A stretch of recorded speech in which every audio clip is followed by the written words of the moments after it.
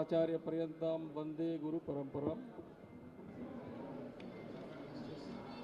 అందరూ ఈ కార్యక్రమానికి వచ్చారనే భావిస్తున్నాం. ఎందుకంటే ఒకటి, ఈ లైట్లు మా మొహాన పడుతున్నాయి కాబట్టి మీరెవరు మాకు కనపడటంలే. ఈ పక్క ఇక్కడ ఉండే ఈ స్టాండ్లు అడ్డు ఉన్నాయి కాబట్టి వేదిక మీద మేము మీకు కనపడలే. కాబట్టి రెండు కార్యక్రమాలు వేరువేరుగా ఉన్నాయని అనుకుంటున్నారు. మీది వేరు, మాది వేరు కాదు, రెండు ఒకటే. భారతదేశంలో దాదాపు 400-500 సంవత్సరాల నుంచి గో సంరక్షణ గురించినటువంటి ప్రయత్నం నిరంతరం సాగుతూ ఉన్నది.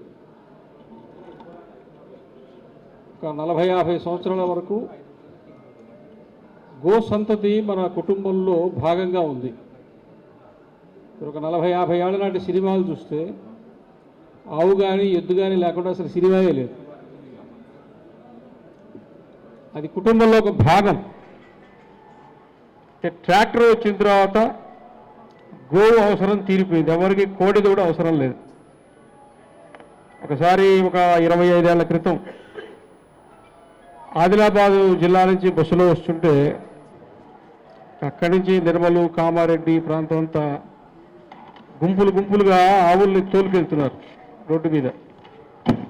ఇట్లా ఆవులు ఇట్లా మందలుగా ఎక్కడ అడవికి తీసుకెళ్తున్నారు. అట్లా గ్రామాల్లో ఆవులు ఉంటే వాటికి మేత లేని సమయంలో అడవికి మేతకు పంపిస్తారు. అడవులన్నీ ఆదిలాబాద్ జిల్లాలో, కరీంనగర్, నిజామాబాద్ జిల్లాలో ఉంటే అవన్నీ అడవుల్లో నుంచి నగరానికి ఎందుకు వస్తున్నాయి అంటే అల్కబీరుగు పోతున్నాయి. ఉన్నట్టుండి ఒకేసారి గ్రామాల్లో ఆవులన్నీ ఎందుకు మాయమవుతున్నాయి అంటే రైతు తన ఆదాయం కోసం, జీవనం కోసం పంట మార్పిడి చేశాడు. ఎక్కడ వరి, జొన్న పండుతున్నదో అక్కడ పత్తి, ఇంకేదో ఒక పంట రెండు పెట్టారు. దాంతో ఏమైందంటే అంతకుముందు జొన్న దంటు కానీ వరిగడ్డి కానీ ఆవుకి గ్రాసంగా దొరికేది. ఇప్పుడు ఇవి తీసేసి పత్తిను, సోయా రెండు పెట్టారు. ఈ సోయా పంట, పత్తి పంట పెట్టినందువల్ల రైతుకు ఉపయోగం ఉంది కానీ ఆవులకు, పశువులకు గ్రాసం లేకుండా పోయింది. ఆ కారణం చేత ఒక 25 ఏళ్ల క్రితం, ఒక 2-3 సంవత్సరాల్లో మన తెలంగాణ ప్రాంతంలో గణనీయంగా గోసంతతి తగ్గిపోయింది. తెలంగాణనే కాదు, ఒరిస్సా కావచ్చు, మిగతా ప్రాంతాల్లో, మహారాష్ట్ర కావచ్చు, ఛత్తీస్గఢ్, అన్ని దగ్గరలో. ఆంధ్ర గురించి చెప్పట్లేదు, ఎందుకంటే అది ఇంకా ముందే పూర్తయిపోయింది. ఈరోజు ఆలోచించవలసింది ఏంటంటే, ఒకటి, ఎవరు వేదం చదువుకుంటూ ఉన్నారో, ఎక్కడ వేద పాఠశాల ఉందో అక్కడ గోశాల ఉంది. ఎక్కడ వేద పండితుడు ఉన్నాడో వాళ్ళ ఇంటి దగ్గర ఆవు ఉంది. వేదం చదువుకున్న వాళ్ళకి వేదం ఇచ్చిన సంస్కారము చేత గోపోషణ చేస్తూ ఉన్నారు. దాని తర్వాత కొన్ని దేవాలయాలు గోశాలలు నడుపుతున్నాయి. దాని తర్వాత హైదరాబాదే కాకుండా మిగతా అన్ని దగ్గరలో, విజయవాడలో కూడా ఎక్కడెక్కడ మార్వాడి వాళ్ళు, రాజస్థాన్, గుజరాత్కు సంబంధించిన వాళ్ళు ఉన్నారో అక్కడక్కడ పెద్ద గోశాలలు నడుపుతూ ఉన్నారు. ఇవి కాకుండా సమాజంలో కూడా గోవును గురించినటువంటి అవగాహన పెరిగింది, చైతన్యం పెరిగింది. అందువల్లే అక్కడక్కడ ఇష్టపూర్వకంగానే గోవుల్ని సాకటము, పెంచటము అనేటువంటిది ఇచ్చేస్తున్నారు. అయితే దాంతోపాటు ఇంకా A2 మిల్క్ అని చెప్పి కూడా ఒకటి వచ్చింది. దాని కారణం చేత కూడా ఈ గిరిజాతి ఆవులు కావచ్చు, ఇంకా ఇతరత్రా వేరే ఆ పాలిచ్చే ఆవులని గోశాలలుగా పెట్టి దాన్ని కొంత వ్యాపారాత్మకంగా చేయడం ద్వారా కూడా కాపాడుతున్నారు. అందరూ వింటున్నారా? అక్కడ వాళ్ళు వినట్లా, ఇది వినడానికే మీరు వచ్చారు. ఈరోజు మనం ప్రతిపాదించవలసింది, గత 10 సంవత్సరాలుగా అనేక సందర్భాల్లో ఇట్లా అవకాశం వచ్చినప్పుడల్లా చెప్పింది ఏంటంటే, గోవులను పెద్ద స్థాయిలో, పెద్ద సంఖ్యలో కాపాడాలనుకుంటే గ్రామాల్లో ఇక మీదట మందలుగా కాపాడడం కష్టం. ఎందుకంటే మేత వేయడానికి భూమి లేదు. ఒక తాటి చెట్టు కొట్టేస్తే ఒక సంచి ఒడ్లు పండించుకోవచ్చు అనే స్థితిలో వచ్చేసాం. ఒక తుమ్మ చెట్టు కానీ, ఒక వేప చెట్టు కానీ, ఒక తాటి చెట్టు కానీ ఈరోజు చేను మధ్యలో లేదు.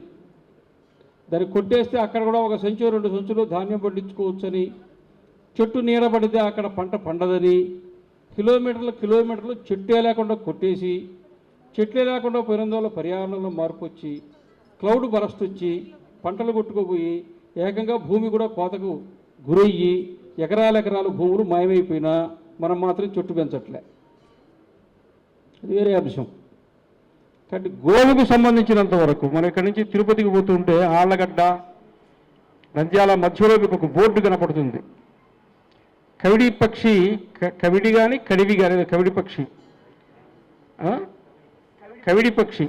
పక్షి సంరక్షణ ప్రాంతం అని ఉంటుంది. అక్కడ అడవిలో ఉండే ఒక పక్షి అంతరించిపోతున్నదని తెలుసుకుని ఆ పక్షి జాతిని కాపాడటం కొరకు ఈ అటవీ శాఖ వాళ్ళు, లేకపోతే దానికి సంబంధించినటువంటి వాళ్ళు, వన్యప్రాణుల సంరక్షణ వాళ్ళు కేంద్ర ప్రభుత్వం బడ్జెట్ తోటి కోట్లాది రూపాయలు ఖర్చు పెట్టి ఆ పక్షిని అన్వేషిస్తున్నారు, కాపాడుతున్నారు.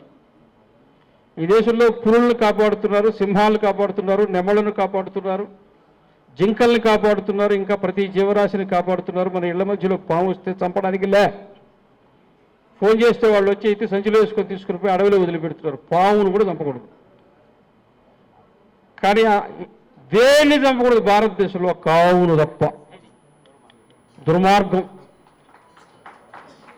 కాబట్టి దీనికి ఏం చేయాలంటే శ్రీశైలం పోతుంటే పులుల సంరక్షణ అడవి ఎలా ఉన్నదో, అభయారణ్యం, పులుల అభయారణ్యం, సింహాల అభయారణ్యం, నెమళ్ళ అభయారణ్యం, కవిడి పక్షుల అభయారణ్యం ఎలా ఉందో మొత్తం భారతదేశంలో గ్రామాల మధ్యలో ఉండేటువంటి అటవీ ప్రాంతాలని గో అభయారణ్యంగా ప్రకటించాలా?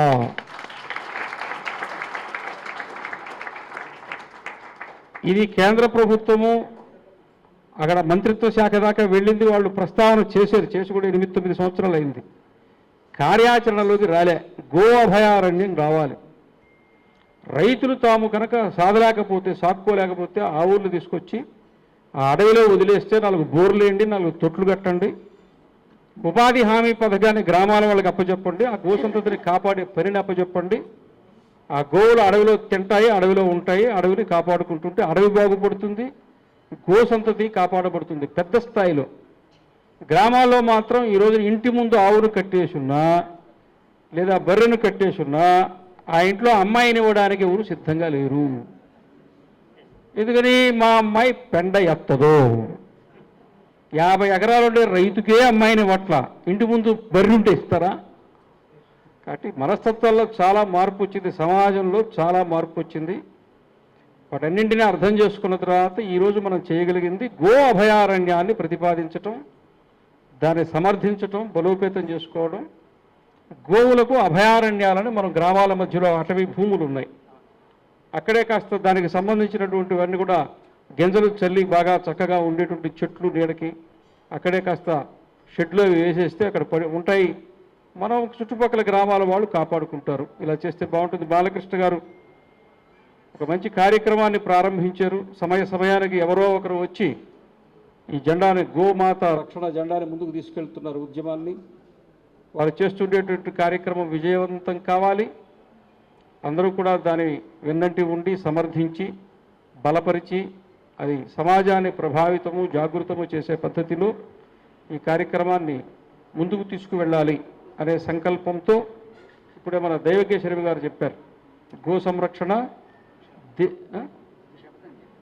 శపథం చేస్తారు. అందరూ నిలబడి చేతులు పట్టుకొని